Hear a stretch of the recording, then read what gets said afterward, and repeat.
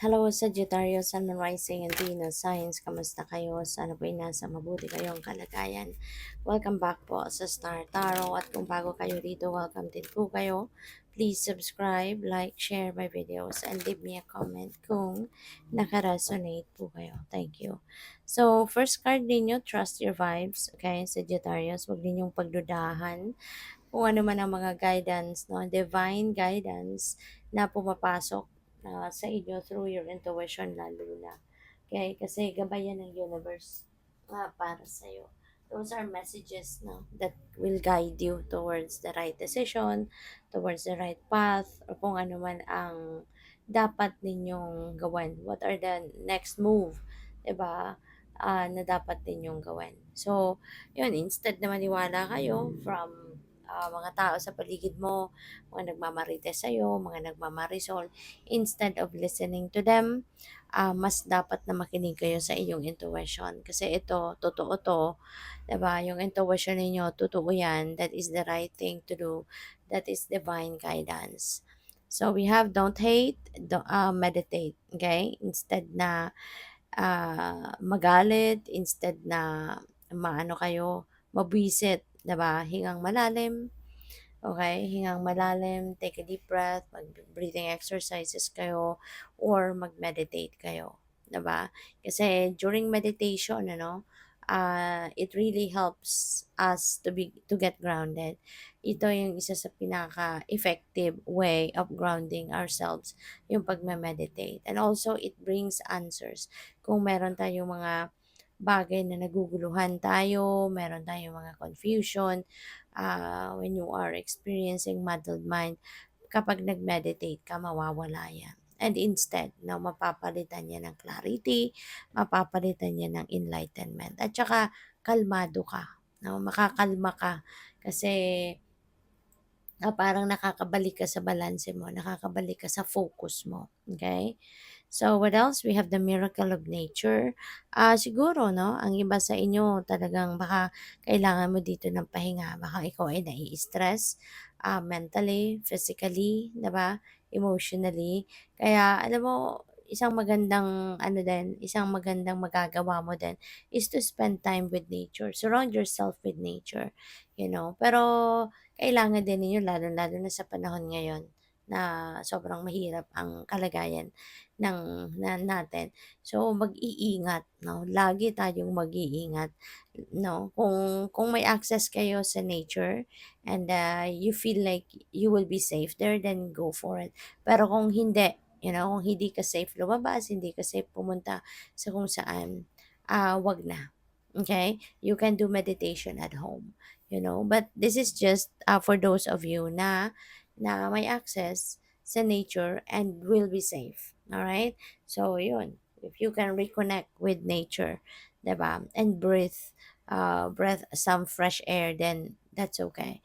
Kasi malaking tulong, no, sa atin yan.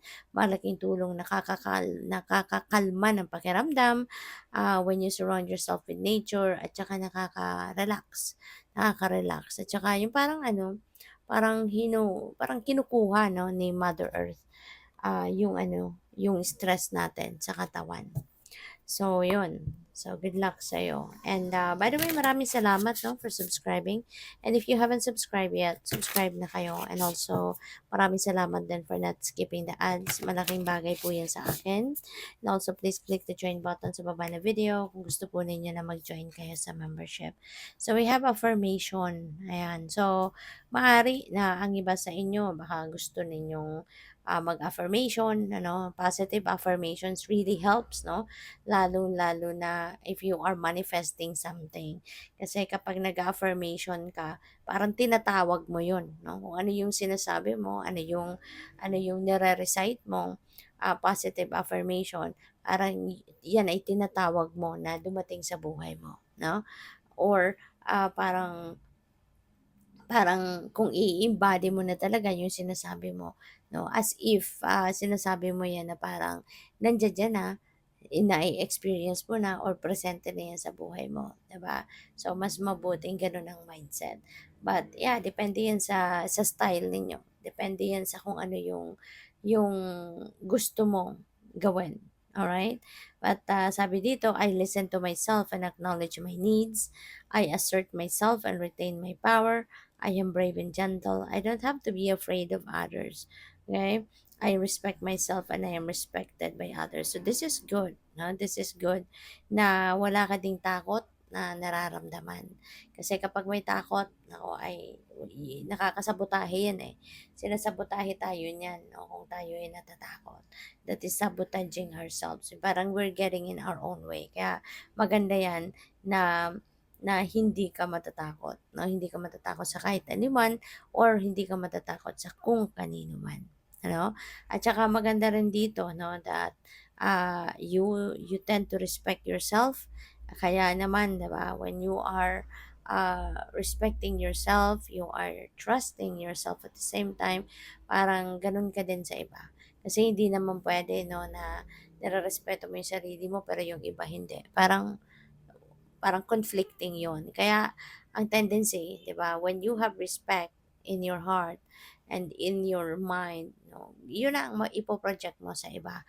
Yun na din ang ipo-project mo out in the universe, no, na you have that respect para sa kahit kanino. So, we have balance. Ayan. So, kailangan mo talagang balansehin ang sarili mo ngayon. You need to balance your life. At yun, makakatulong nga sa iyo if you're going to surround yourself in nature.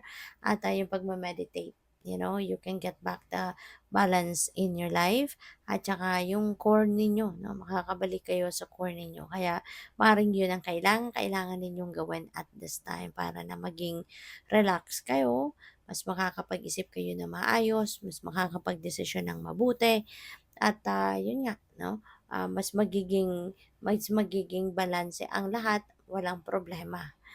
So, sabi din dito, I find balance between each sphere of my life. I am the master of my daily life. I make time to nourish the spiritual and physical. I bring love to my world by fulfilling the needs of my body and soul.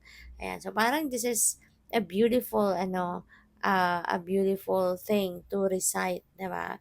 Maganda tong gawin mong affirmation para na talagang yun ang lagi mong maitanim na sa subconscious mo and eventually, 'di ba, yan na magiging routine na ng sarili mo yan, kumbaga.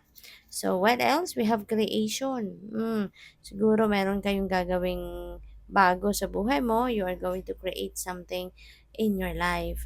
And sabi dito, I have the power to direct my life with constructive attitude. I create what is best for my soul.